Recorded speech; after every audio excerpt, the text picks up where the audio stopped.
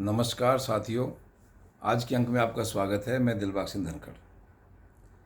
जैसे कि आप देख रहे होंगे कि दिल्ली में अभी विधानसभा के चुनाव जनवरी फरवरी में होने हैं। उसी के संदर्भ में बीजेपी, आम आदमी पार्टी और कांग्रेस, तीन ही पार्टी दिल्ली में है मुख्यतः। इन तीनों के डेली कुछ ना कुछ बयान और तीनों के डेली कुछ ना कुछ प्रोग्राम के बारे में आता रहता है।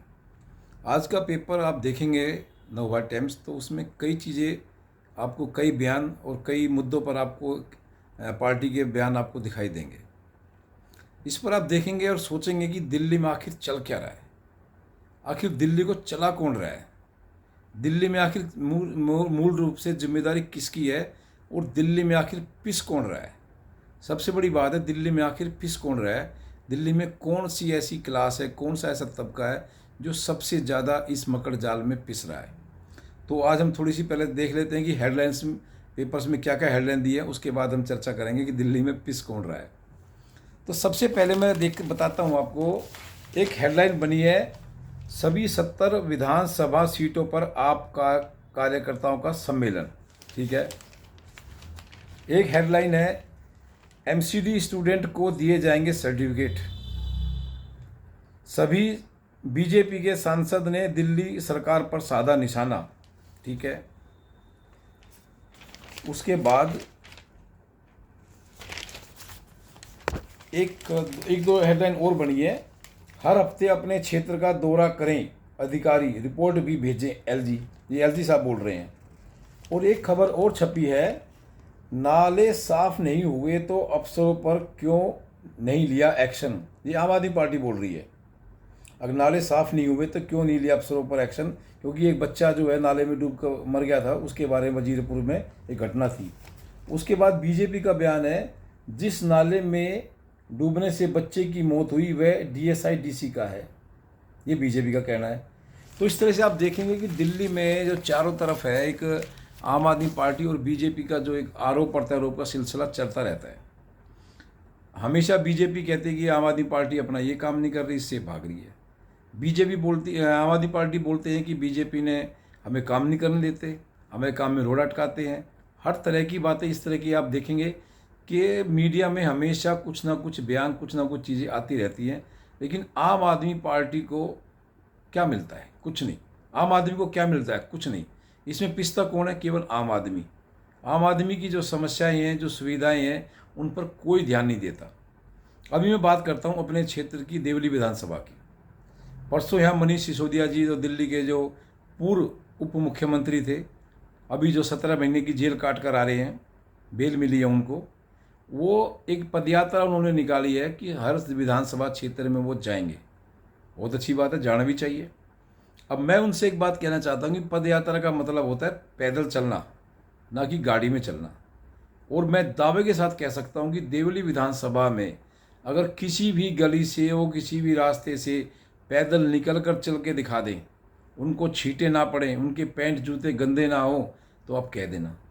मतलब देवली विधानसभा के चारों तरफ आप कहीं भी चले जाएंगे, आपको पानी का, कीचड़ का अंबार इतना मिलेगा कि आप वहाँ से निकल ही नहीं सकते।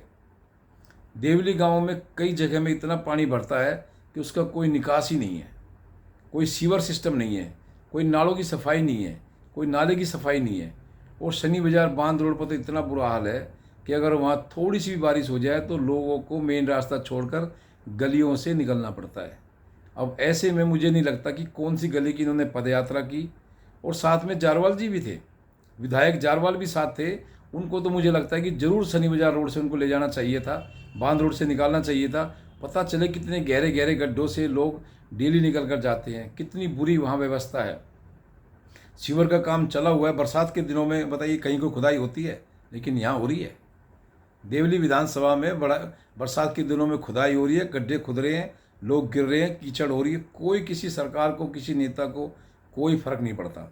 लेकिन साथ में वो ये भी कहते हैं पदयात्रा के साथ साथ कि जनता के सामने हम अपना रिपोर्ट कार्ड भी पेश कर रहे हैं। अब भैया कौन सा रिपोर्ट कार्ड पेश कर रहे हैं आप? कितने नंबर दे दिया आपने अपने एमएलए को?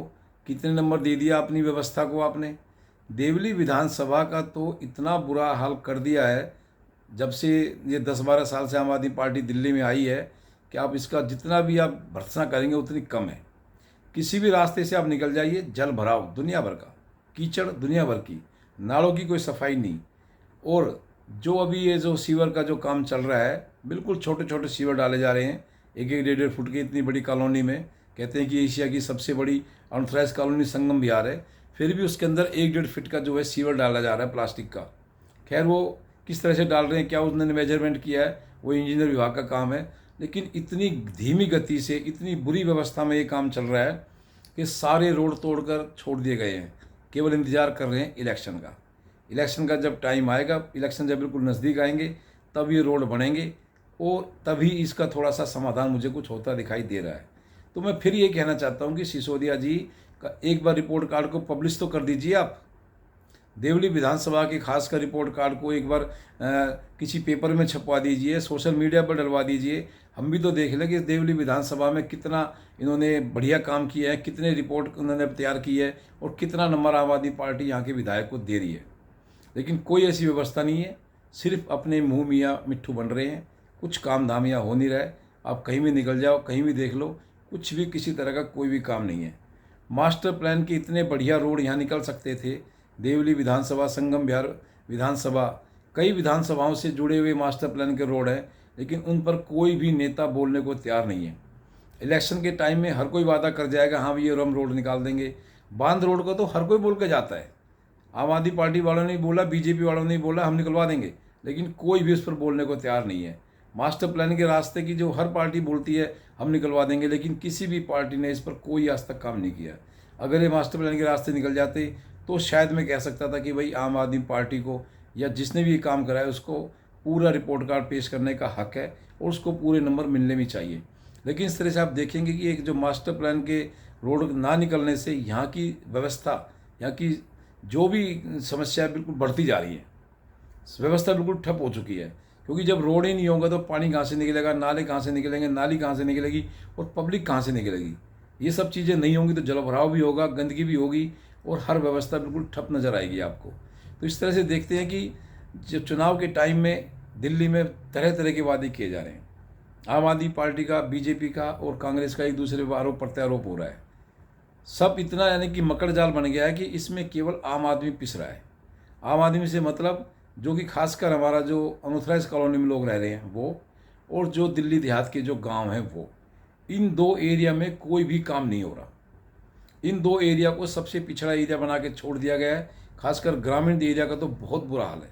अभी आम आदमी पार्टी भी कह रही है हम भी 1,000 करोड़ रुपए गाँव में लगाएंगे।